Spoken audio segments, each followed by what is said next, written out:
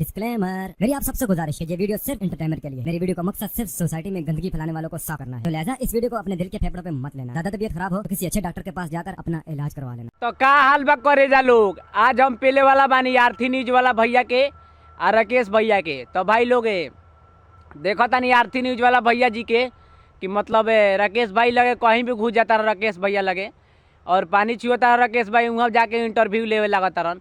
तो भाई लोग आज आरती न्यूज वाला भैया के पहले वाला बानी। तो भाई लोग ये वीडियो सिर्फ मनोरंजन खातिर बा, ना दिल पर ना गाड़ पर ना लाड़ पर कहीं ना लिया लोग, देखिए लोग और हंस के भूल जाइए लोग। तो भाई लोग बिना कोनो लाड़ वाला सुन के वीडियो स्टार्ट करल जाओ और चलो राकेश भैया के दोनों आदमी के पेलल जाओ। तो वही कर रहे हो, क्या मन कर रहे हैं? के बेरा घूस जीबो ना है के बेरा घूस जीबो तो मन भैया कहे के मतलब आ कि हम खाना खात रहे वहाँ चल जेबा इंटरव्यू करे, ना हाथ रहे ओतहूँ चल जेबा इंटरव्यू करे। अब मतलब हम कहीं मेहरारू के पर गाड़ो मारत होके तो तू जाके ओतहूँ कहबा कि काहे मारत तारा भैया।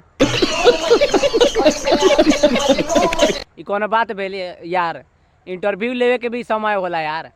मतलब ई बताओ लोग, मतलब ई खाना खाता रहन तो वहाँ जाए कहता रहन, मतलब ऐसे ऐसे बात करता नहीं, कौन बात भेल। तो मेहरारियों के लिए तो जाके इंटरव्यू करे लगी हनी, इनकरा विश्वास नहीं खे यार। क्या बोल दिया हम तुमको? चुतिया पुतिया ऐसा क्यों बोल दिया? काहे नहीं बोलेंगे अब? तो आरती न्यूज वाला भैया जी के कहे के मतलब आ कि चुतिया उतिया हमको काहे बोल दिए।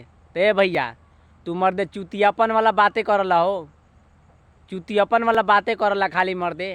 तो चुतियापन वाला बात करबा तो चुतिया ना कही लोग तो लंड के अथी कही लोग का, गजब अथी बा यार। देखो भाई, जे चुतियापन वाला बात करला वो चुतिये होला, ठीक बा। अबे साले, जो माफ करना, मैं जो फिर तुमको गंवाने लगेंगे। बिल्कुल बिल्कुल। राकेश भैया कहे के मतलब आ कि फिर तुमको गंवाने लगेंगे। तो ये राकेश भैया इनकरा के ना गवावा हो मर्दे, ई गईहन तो एकदम सुअर के गाँड जैसे गईहन। तू अपना से गा के सुनावा मर्दे, तू गई तो अच्छा लागी। ई गईहन तो मर्दे फाटल बाँस जैसन गईहन मर्दे, इनकरा से ना गवावा, ना तो बढ़िया गाना के तोर गाड़ मार दीहन।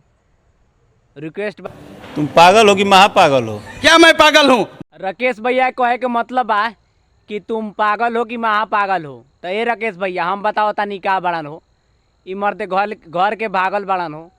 मतलब यार ऐसे के सवाल पूछेला यार इंटरव्यू लेवेला यार, कुछ भी मतलब बकचोदी आरती न्यूज वाला भैया जी बोल देवलन यार, कौन बात भेल।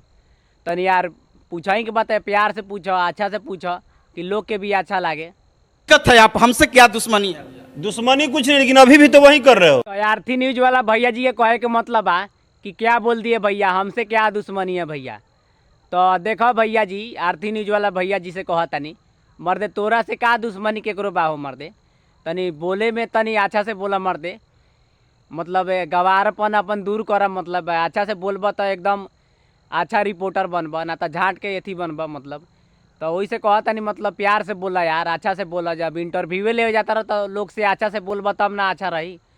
और लगभग चिल्लाए लड़वाला सुनी उ तो कौन हो ही, अच्छा से इंटरव्यू करब तो एकदम बड़ा लेवल के मतलब मीडिया वाला बनब, कुछ भी यार बकचोदी। तो वही से कहता नहीं मर्दे आरती न्यूज वाला भैया जी से कि मतलब अच्छा से बोला हो, इंटरव्यू अच्छा से लो, लोग के अच्छा लगी।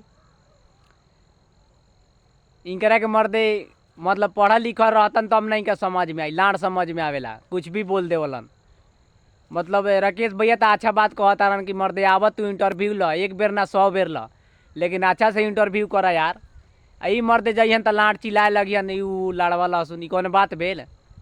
मर्दे इंटरव्यूए लेता रहता, अच्छा से लो ना इंटरव्यू, जइब तो मतलब चिल्लाए लगभग कुत्ता बानर जैसे, तक के इंटरव्यू दी तोरा के, 2-4 को बोल के भगाइए दी। तो वही से हाथ जोड़ के कहता नहीं भैया जी की मतलब इंटरव्यू लो तो बढ़िया से केकरो इंटरव्यू लो कि लोग के अच्छा लागे।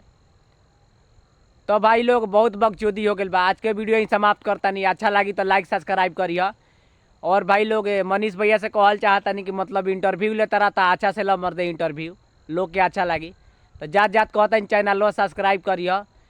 और भाई लोग ये वीडियो सिर्फ मनोरंजन खातिर रख, देखिए लोग हंस के भूल जाइए लोग। तब तक के लिए बाय।